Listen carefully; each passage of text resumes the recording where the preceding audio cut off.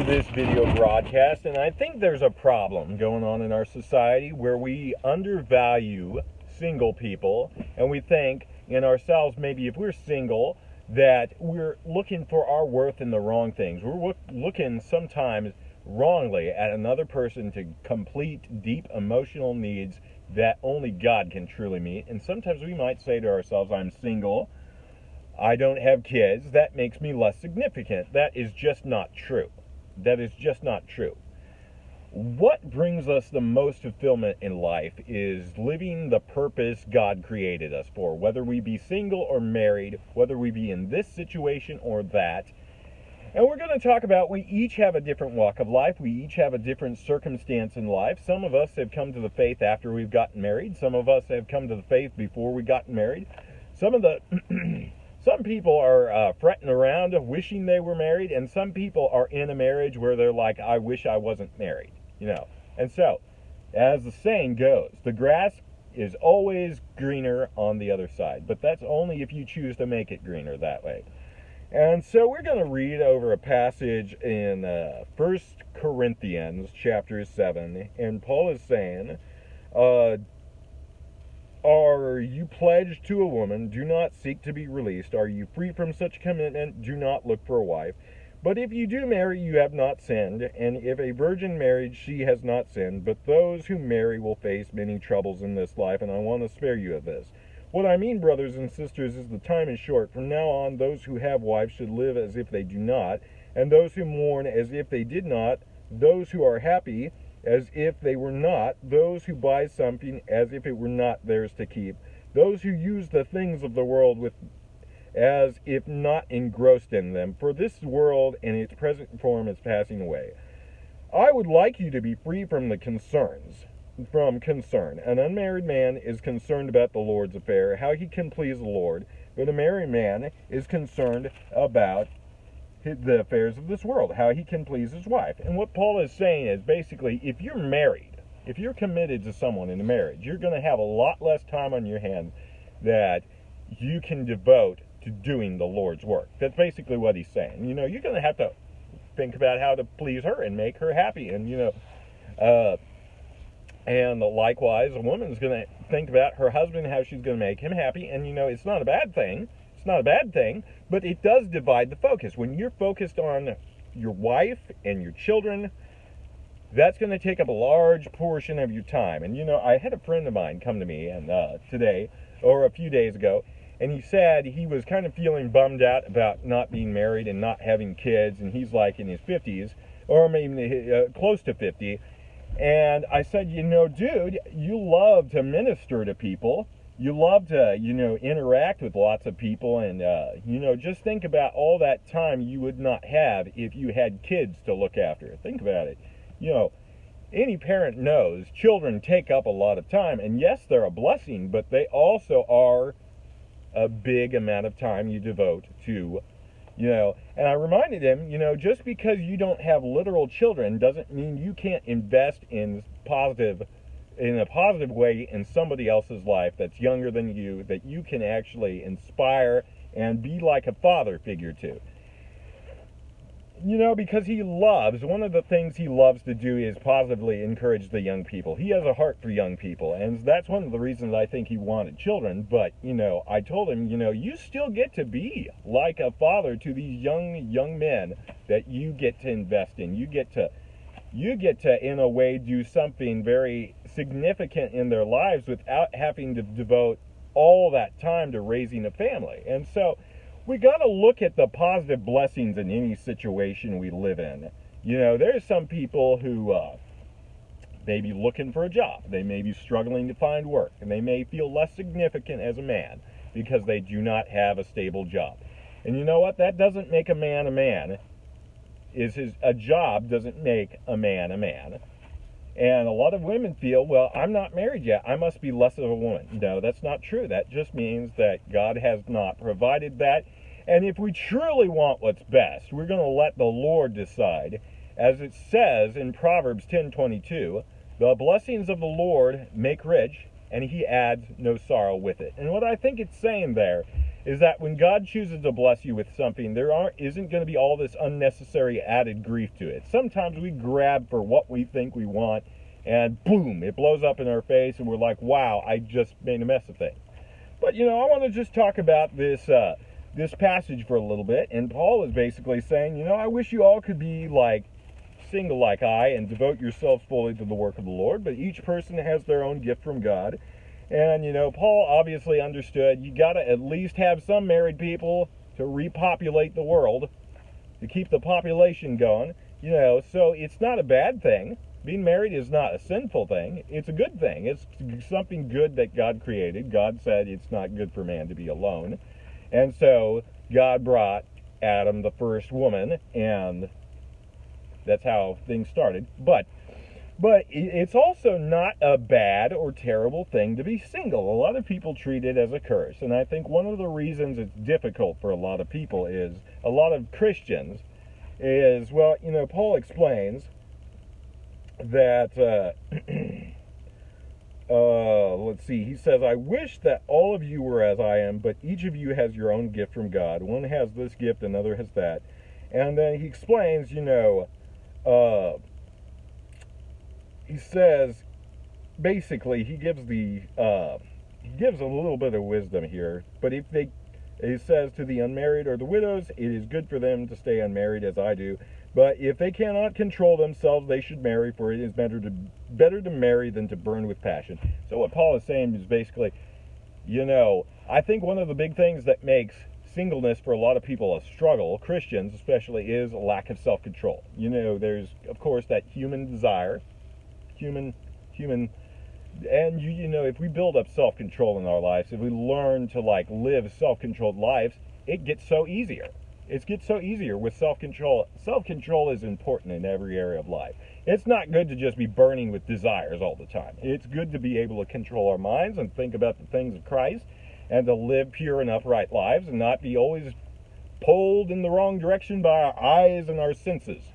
That's just the bottom line. When we're not as controlled by our senses, our eyes, our sight, our senses, we have a greater freedom. And so, I think that's one thing a lot of Christian, young men especially, should really work on focusing, in their single life. They need to learn how to develop that self-control. If they don't learn it in their single years, being married is not going to change the struggle with lust. Being married is not going to fix an issue with lust. Let's just get that out there.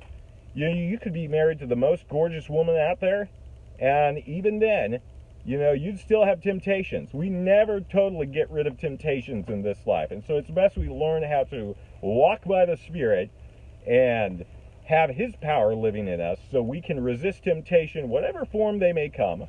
There's temptations of all kinds around us. We don't live in a pure and perfect world. We live in a world that's full of sin and temptation. So we got to learn how to be upright, godly people of self-control. And let's take a look at 2 Timothy. And one of the ways I think we do this is just definitely, I think it's 2 Timothy. We just learn how to practice that each moment of our lives. We learn how to practice godly living. And let me find it. Maybe it's 1 Timothy. I'm going to think 1 Timothy chapter 2:22, I think it is. And so it's very important. Self-control is a very important facet in every lives. In every one of our lives. And so if we don't learn that, let me think, maybe it's okay, so it says in 2 Timothy 2:22, flee evil desires of youth and pursue righteousness, faith, love, and peace, along with those who call on the Lord out of a pure heart.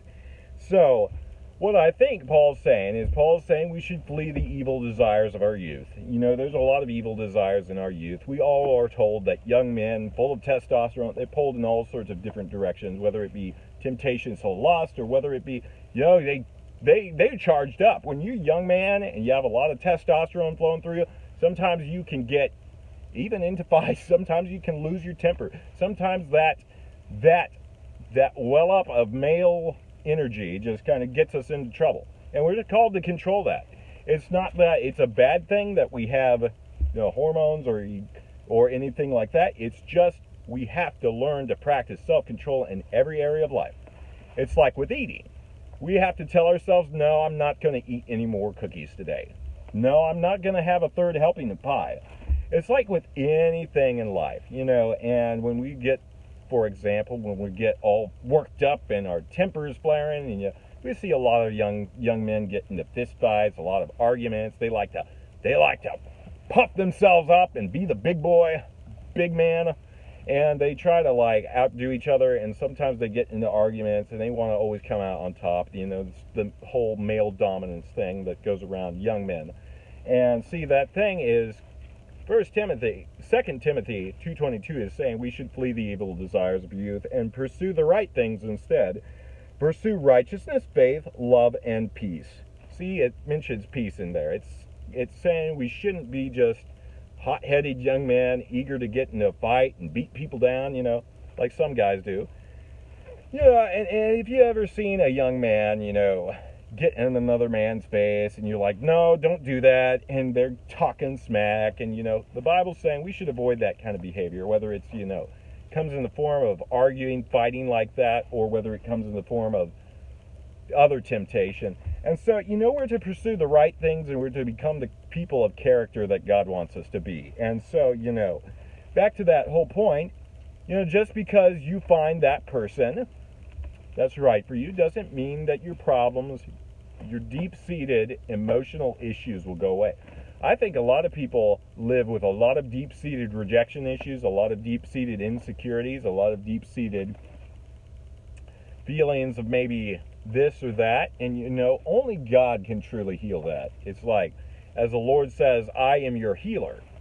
And so we got to let God first heal what's broken in us before we ever even, I would say that would be a wise idea, to deal with as much of that insecurity and brokenness inside ourselves before we try to turn to another person and expect them to fix that for us. Because if we rely on another person to fix our deep emotional needs that only God can truly fix, then we put that person on an unhealthy pedestal, and we often can drain them doing that. We often smother them that way. Have you ever met someone who is so clingy, so emotionally needy, that they just, all the time, and that sometimes drains people? That's because they're not dealing with them and the Lord, what is deeply broken in their hearts. Because, only God can fix such damage that has been done in our emotional being. Because ultimately, He's the one big enough. He never grows tired. He never grows weary of us. Like it says in Isaiah 40, the Lord never grows tired or weary. So that means every time we turn to Him when we're struggling, He doesn't just say, you're complaining again, you're struggling again.